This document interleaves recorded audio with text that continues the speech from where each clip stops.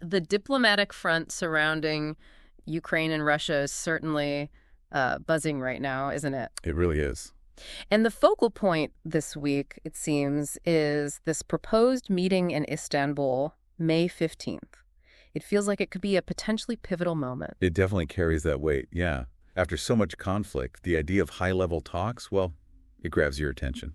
So for this deep dive, we're really aiming to cut through some of that complexity. We've pulled together quite a range of sources to explore where things stand with potential peace talks. Good idea. What are we looking at? We've got news reports from places like the Kyiv Independent, European Pravda, the Moscow Times, CBS 58, Express, and then some deeper analysis from RAND and the Atlantic Council. Okay. Plus a Congressional Research Service report and even, some of the chatter happening over on Reddit. That's quite a mix, a good cross-section of viewpoints, which you definitely need for something this complex. Exactly. So our mission for you listening is to try and distill the key developments, pinpoint the real sticking points, and just get a handle on the different perspectives without hopefully getting too bogged down. Right. Let's get into it then. Okay, let's start with these proposed Istanbul talks. So Putin apparently offered direct talks May 15th in Istanbul. That's the story, yes.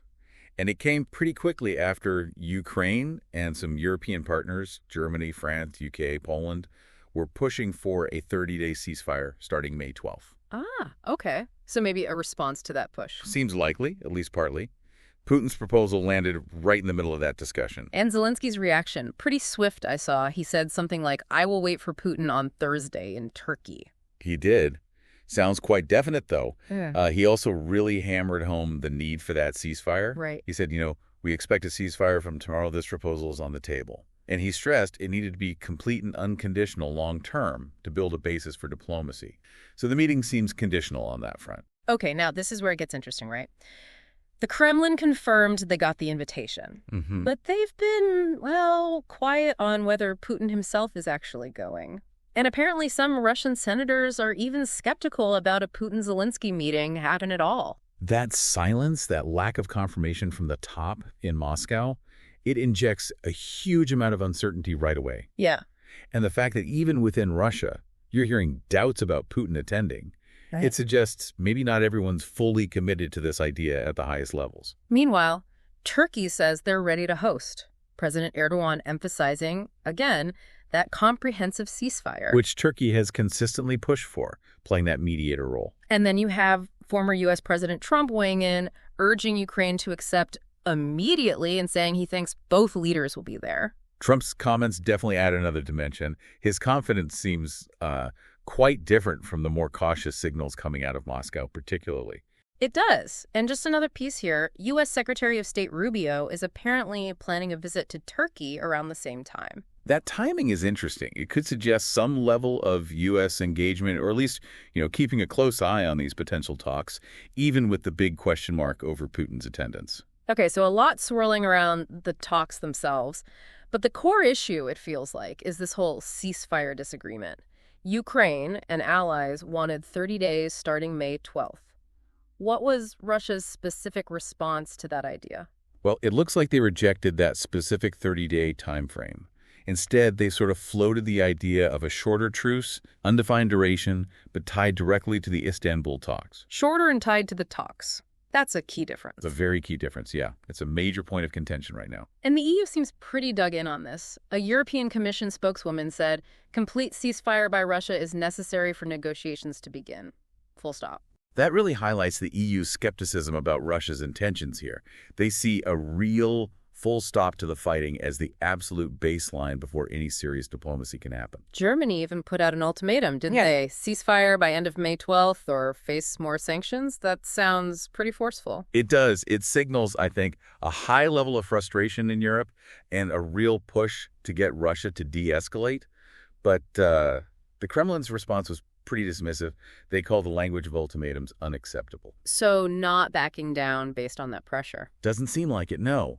And, reinforcing that, Ukraine's border guard actually reported that even during Russia's own supposed Victory Day truce, the attacks might have lessened somewhat, but they didn't actually stop. Right. So actions not matching any potential words about a truce. Exactly. Yeah. It makes it hard to believe there's a genuine commitment to a ceasefire from Moscow at this exact moment. It highlights that gap between rhetoric and reality on the ground. Okay, so beyond these immediate back and forths, what's the bigger international picture? We have the EU stance, Germany's ultimatum.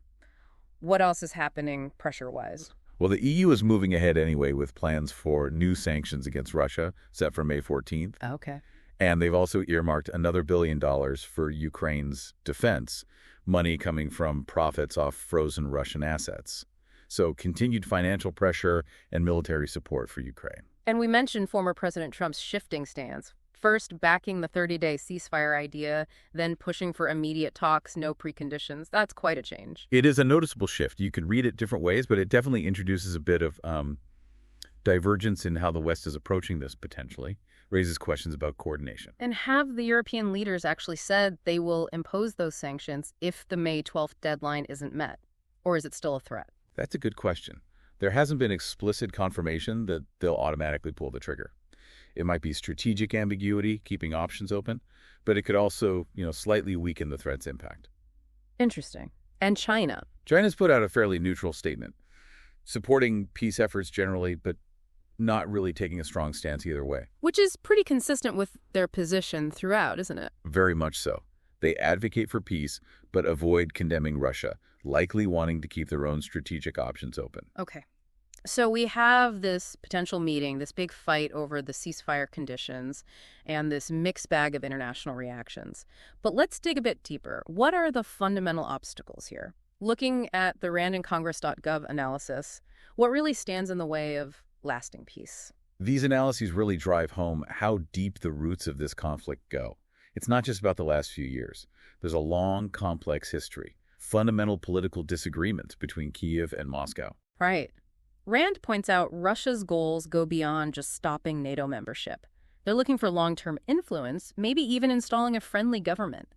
It mentions Ukraine's pre-war lean towards Western economic ties was already an issue for them. Exactly. For Russia, it's broader than just security buffer zones. It's about geopolitics, about Ukraine's alignment. That makes a simple neutrality deal much less likely to solve the core problem from their perspective. And flipping that, Ukraine's desire for Western integration is crystal clear. After everything they've been through, it seems impossible they'd just give that up now. That pull towards the West is incredibly powerful for Ukraine's security, economy, politics.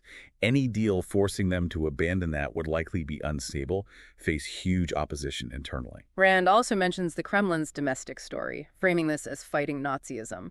That kind of narrative makes compromise with Kyiv's current leaders extremely difficult, doesn't it? Absolutely. When you frame a war in such stark ideological terms, it becomes politically very hard for leaders to then make concessions or find common ground without facing backlash at home. And underlying all this is just a massive lack of trust, made worse by failed past agreements, like Minsk. Yeah, that history of broken deals has just shredded any trust that might have existed.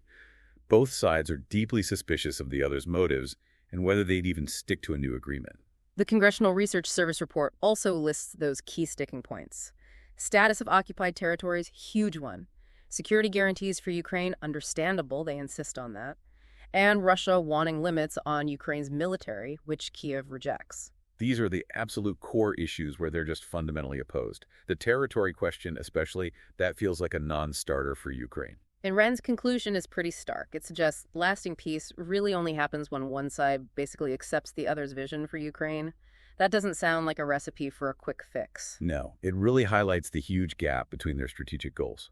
Without a major shift in thinking in either Moscow or Kyiv, a truly sustainable peace feels, well, pretty far off.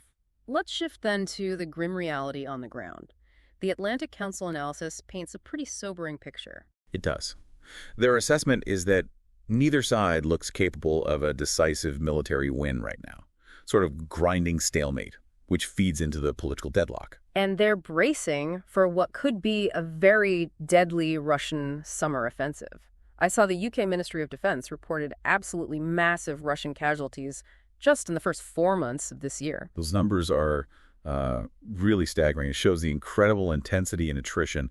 If that continues, 2025 could be the deadliest year of the war yet for Russia, tragically. Atlantic Council says Russia is stepping up attacks, changing tactics too, things like motorbike assaults, using more drones, and these glide bombs. Those sound nasty. They are. Glide bombs give them longer range and better accuracy than standard bombs. Yeah. It shows Russia is adapting, trying new ways to break through Ukrainian lines, even with those heavy losses. And Ukraine's strategy seems focused on attrition, trying to wear Russia down, leaning heavily on their growing drone army, this drone wall concept. Right. Ukraine's defense relies a lot now on drones for spotting targets, for attacks. It's about disrupting Russia, inflicting losses, stopping big advances.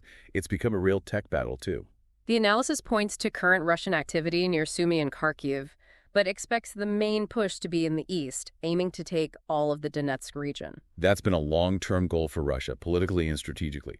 Full control of Donetsk would be a major symbolic win for them. But it's also striking, isn't it? Despite all this effort, Russia hasn't captured a major regional capital in Ukraine in over 3 years. That's a really crucial point. It speaks volumes about Ukrainian resistance and the challenges Russia faces. Despite making some localized gains, their inability to take and hold a major city is significant. Okay, let's pivot now to the U.S. perspective and some of that Reddit discussion you mentioned from our political debate. Seems like former President Trump's recent involvement sparked some strong reactions. Oh, definitely. The Reddit threads show a real split. Some users see Trump and maybe Senator Vance as trying to basically undermine Zelensky, find an excuse to cut off aid. Yeah, I saw comments using phrases like flimsy pretext to call off aid and calling Trump's actions disgraceful for U.S. foreign policy. On the other hand, some framed it differently, more as a sad sign of the U.S. maybe stepping back from its global role, sort of abandoning Ukraine. There's a clear sense of disappointment there, concern about U.S. credibility. An interesting point raised on Reddit was about the Budapest Memorandum, the deal where Ukraine gave up nuclear weapons for security assurances, including from the U.S., and apparently there wasn't much engagement with that point from conservative voices in the thread. That's noteworthy. The Budapest Memorandum is historically significant, and the lack of engagement on that point does raise questions for some about the consistency of U.S. commitments. There were also worries expressed that Trump's approach damages U.S. soft power and might push European countries to take an even more independent lead on supporting Ukraine. That's a potential long-term effect, for sure. If the U.S. looks unreliable, it could accelerate Europe's push for more strategic autonomy in security matters. Some users went further, interpreting Trump's actions as maybe even aligning with Putin's goal of a multipolar world, seeing Zelensky as like an obstacle to that. Pretty critical take. That interpretation suggests a potential major shift in U.S. priorities, moving away from traditional alliances towards a different kind of global order. You definitely saw a sense of embarrassment from some users about Trump's conduct, worrying about long-term damage to America's reputation, a feeling that U.S. leadership was being diminished. Yeah, that theme of embarrassment and concern for the U.S. global standing came up repeatedly in some parts of the discussion. It reflects anxiety about how these actions are perceived internationally. But then you also had the counter-argument, right? The America First view framing Trump's approach as necessary, as stopping the U.S. from being, quote, played for suckers. Absolutely. That perspective prioritizes immediate, perceived national interest, sometimes over alliances or established norms. It really shows the deep divide in how different groups view the conflict and America's role. Okay, just quickly before we wrap up, a few other developments from the sources worth mentioning. Yeah. Poland closing its consulate in Krakow and blaming Russia for arson. That's a pretty significant diplomatic escalation between them. Definitely raises tensions there. And the Polish border blockade is back. Unfortunately, yes. That blockade resuming just adds more economic strain and logistical headaches for Ukraine when they really don't need it. And this sounds potentially significant. Russia apparently sent top-tier FSB presidential regiment specialists to Chasiv Yar. Ukrainian military thinks this means Russia's struggling with urban combat there. These are elite units, right? Very elite. Directly under the president's command. Yeah. Sending them in could definitely suggest they're hitting tougher resistance than expected in Chasiv Yar and need highly skilled troops to break through. So bringing this all together as we close out this deep dive, it's just an incredibly complex picture, isn't it? You've got these potential talks in Istanbul. Right, the potential for talks. But it's completely overshadowed by this fundamental disagreement on a ceasefire, not to mention the really deep long-term issues between Russia and Ukraine. Absolutely. The diplomatic track is moving, sort of, but the basic conditions needed for any real breakthrough just don't seem to be there right now. And so much uncertainty about Istanbul itself. Will it even happen, given the ceasefire precondition, given the fighting still raging? It's hard to see how meaningful talks could proceed without some real de-escalation first, and a willingness from both sides to actually consider compromises on those core issues we talked about. So ultimately, while diplomacy is happening, our look at all these sources suggests there are just huge obstacles to any kind of quick, lasting peace. Indeed. The history, the opposing goals, the reality on the battlefield, it all points to a really difficult, long path towards any kind of stable resolution. Okay, so here's something for you to think about as we finish. Considering everything we've discussed, these deep disagreements, the military situation, the international pressures, what do you think is the single most crucial thing that needs to change to shift this towards a real sustainable peace? Is it about who's winning on the battlefield? Is it a fundamental change in political goals in Moscow or Kyiv? Or maybe it's something else entirely we didn't even cover, definitely something to reflect on, considering all these different angles.